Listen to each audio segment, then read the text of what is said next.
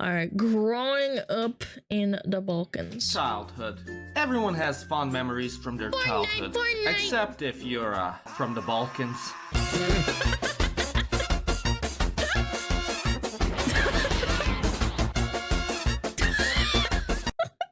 Is this real? Oh my god.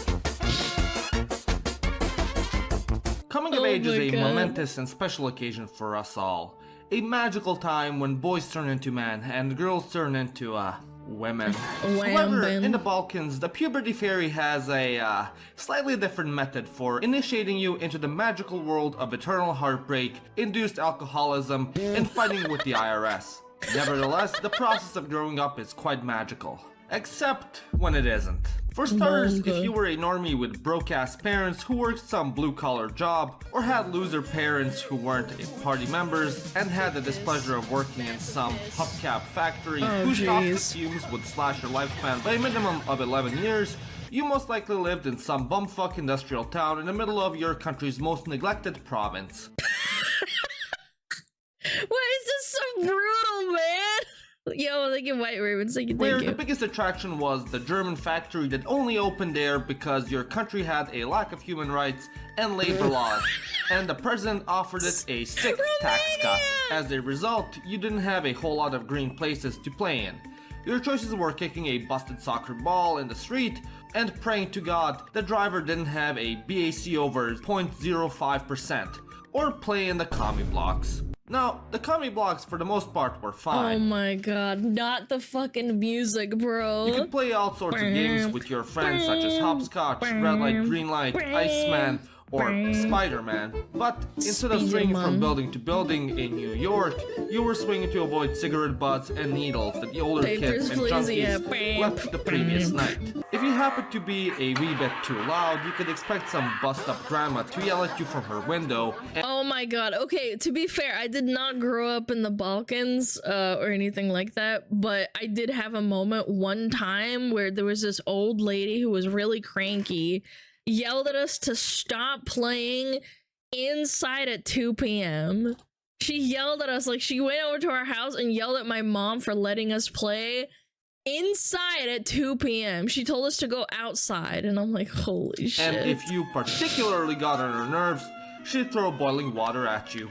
Even if you dodged the water, there were still other threats for your life in the blocks. If you live in a more rural town, you'd also have to watch out for stray dogs, which may or may not have been vaccinated against rabies. This was a particular threat if you rode your bike at all. Nevertheless, the dogs made for great cardio, so long as it was summer. If it was winter, then you were straight out of luck, as now the air was also out to get you, as the farmers burning their crops and people using coal to warm up turned the air into a toxic smog that was only outdone in Bulgaria. Wait, let me read that. What does it say? Using coal to warm up turned the air into a toxic smog that was only Bulgaria pollution criticism mounts over coal reliance. Oh no, it's real, guys. Papers, please, it's real. Chosen land of the East. But although you may not have been able to keep your lungs safe, you can always keep your data safe with Atlas VPN, baby! You know what, guys? I like Atlas VPN. Your grandma likes Atlas VPN. Hell, even your weird neighbor across the street likes Atlas VPN. Very nice. But you know who doesn't? Hackers and greedy companies trying to get your data. And that's precisely why you should get Atlas. Because with Atlas VPN, the days of ads and malware on your computer are over. And lucky for you, Atlas is having a holly jolly Christmas discount for Atlas Premium for just $170 per month and a whopping 6 months for free. If that isn't the best deal you've ever heard of, I don't know what is. So don't waste any time and go get Atlas VPN right now. Alongside with keeping your devices safe, Atlas also protects you from online shops that implement price discrimination based on your geographic region. And it also allows you to watch different TV shows and movies locked away from you by Netflix, because God forbid you have access to Rick and Morty on Netflix in the US. So what are you waiting for? Go and get Atlas Premium right now for just $170 a month. And get your 6 months for free by going to atlasv.pn/Europe. And if you Oh my God, dislike we the love service, ads, no don't we, problem. chat? You have a Ads. 30-day money-back guarantee. So go check it out. By supporting Atlas, you support me. Again, go to atlasv.pn/Europe and protect yourself. Excuse me? If you were still able to survive the angry grandmas, packs of rabid dogs, and air straight out of Chernobyl, you still didn't find solace yet. You also had to look out for your household, because even they Your were uncle. out to get you. Your typical living arrangement in the Balkans included your parents, grandparents, and siblings if you had any, Not the Lele reference. under the same roof. If you had multi-generational wealth, you'd be living in a duplex split between your close family and your grandparents. Yet, if you were a brokey, you'd all be together in one house or apartment. This is Now, hurting this way too too would be much. fine if you didn't have to have a MMA match with your siblings every single night or hear them snoring until 4 a.m., which would then make you forget what the fuck even was in mitochondria, which would then result in you having a GPA of less than a 4.0 on your report card, which would then prompt your parents to bring out Beat the you Gucci up. belt they got that one time you went to Greece for vacation and kept in the closet for special occasions. However, Oh my God, the Gucci belt. Wait, if you got whipped by a Gucci belt, you were kind of rich. I don't know. even if you did have your own room, you'd still be Yeah, I able don't to know hear about your that one. parents That sounds arguing kinda or cap. doing other things in the bedroom. Because God forbid the walls were any thicker than your average notebook. And if you somehow were able to get some private time in the bedroom, your parents and everyone else living in the house would constantly walk in without ever knocking on the door. Which, if you're a 14-year-old 10-year-old me joining dinner after 5 hours of watching decapitation videos on the internet. Balkan or discovering the charms of the internet isn't the most fun thing in the world. If you had the displeasure of living in a bigger town and had to live in an apartment, there's a good chance you also had to sleep on a Oh my God. Okay, hold on. Let me unpack this. Oh my God, this is so true.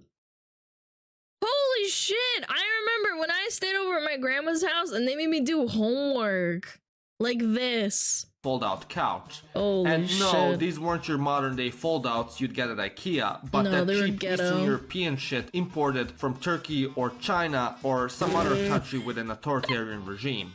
Which meant you'd constantly have dense and uneven surfaces on the couch, which would give you back pain the next day. Or you'd have springs poking through and make it really hard to fall asleep. And depending on your financial situation, you may have or not have had This to feels like share an it with your attack. siblings or parents. If you were also able to survive the sleeping arrangements, you then also had to deal with the temperature control. For some godforsaken reason, in the winter when the city decides to start heating up for the season, they almost always jack it up to near the temperature of the sun. Oh yeah. So then you're forced to open up the window so you don't burn to death.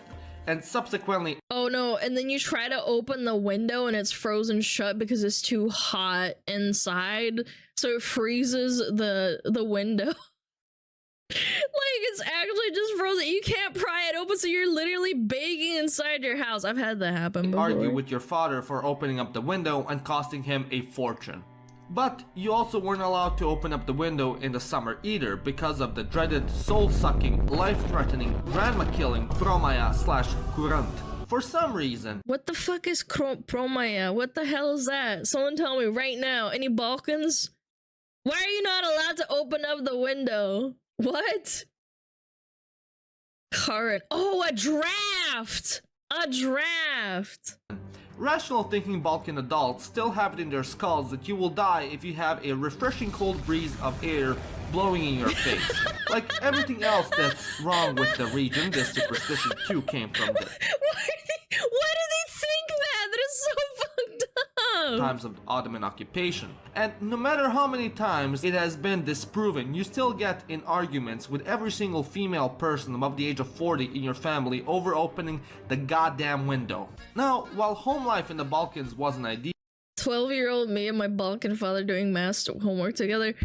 Guys, I have a story. I was learning fractions because I moved, I was in between grades when I moved countries, and my mom and dad made me have like a mental breakdown over fractions. I had snot and tears every day for like a week until my parents gave up and said, maybe we should hire a tutor.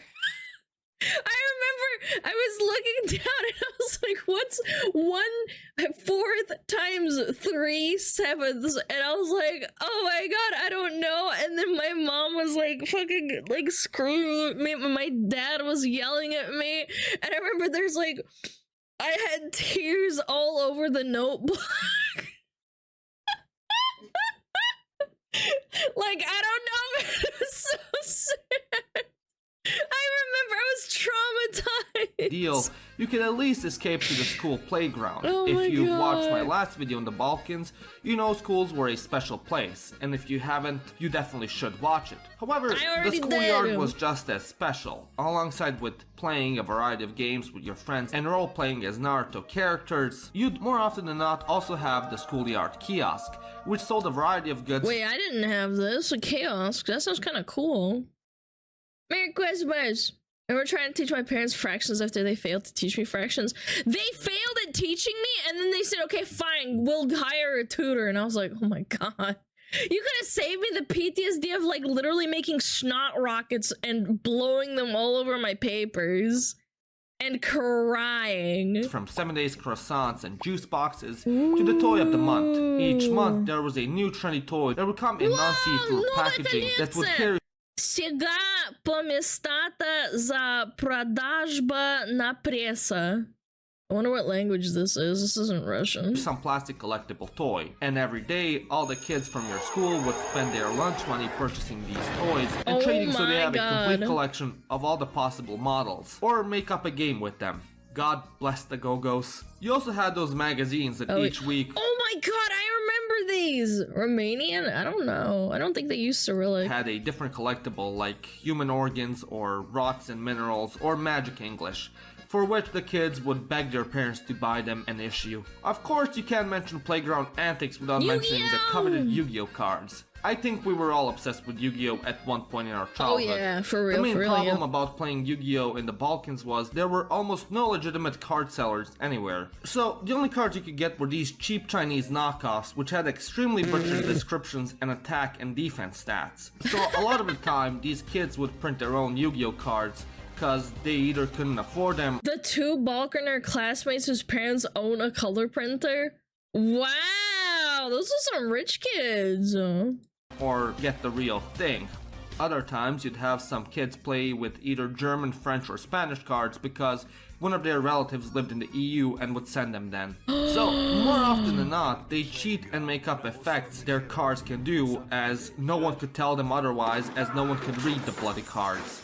If you hung out at another non-school playground after hours, so you could indulge in playing with the playground equipment, you also had to watch out for broken, sharp, and rusty play structures, as the slides, swings, and seesaws often riddled with rusty nails sticking out, which were just happy to give you tetanus, or at best, the slides were dented and would give you a nice purple bruise while coming down. However, hanging out with friends wasn't just exclusive to the playground. Once you were in middle school, suddenly your map expanded as you acquired a bike and your parents' apathy to you not coming back in time for dinner. So we'd often go out exploring nearby forests, trash dumps, abandoned factories, and whatnot. I did that. I got into a lot of trouble for staying out late exploring. Yo, thank you, Beaver! Which was pretty cool. But we didn't always get along. Sometimes, like anywhere else in the world, you'd get in a fist fight with the other kids. Usually this would be another kid from another class, or an upperclassman that would try and bully you. Either way, punches would be thrown, and afterwards you'd more often than not end up as friends and respect one another. Until, inevitably, you get into another disagreement and repeat the cycle. Yet, arguably the most unifying activity of all was during the winter. After the snow would fall a certain amount, you just had to make snowballs and throw them at cars, and then subsequently run away after the drivers would get out to kick your ass. Or if you were less extreme, there was always ding-dong ditching. Now, in the West, usually you ding-dong ditch by going from house to house. Here in the Balkans, we'd ring up an entire apartment block and then run. Oh my god, I just unlocked a memory. I lived in a 13-story apartment when I was a little kid. Oh my god, I remember it was Leandro who said we should ring on every single person's door. And there's about 4 people living on a floor, right? 3 to 4, I can't remember. And I remember we would smash our hand all across the whole ding dong, like the multi-shotting, like you hit all of the buttons all at the same time. Oh my god, we got into so much trouble. It was so bad. Run away to another block and repeat the process. It was so bad. It was quite fun, not gonna lie. But yeah, They all got in all, so although it angry, might have not man. been the most glamorous of childhoods, it was still fun. And I'd do it all over again. Anyways, let me know how your childhood was. Did you do any of this stuff I mentioned in your country? And as always, thank you for watching this video. If you wish to support me and see more become a member like these wonderful people, or go to theironicshop.com and buy some of my merch, like my shirts or board games. Everything helps the channel. My name is Janos, and you've watched Living Ironically in Europe. Bye, Janos. Hey, why are you living in the USA? It is not the place to stay. Hey, all this shit. That was a good video though. Clapgers. Bye, Roxy. Hi, Abby. Janos is a Hungarian name. Janos is like there's different countries that have the name Janos. I think it's a German name too, Janos. Janos. We only set fires when I was young. Yeah, there was a little kid that told us to do that. The smashing the apartments. The way he said it. Oh, okay, so he is Hungarian. Now that was a good video. I liked that. It was very funny. He's a Hungarian who lives in Romania. Oh no! He lives in Romania? It's Jover. Boom, boom, boom, boom.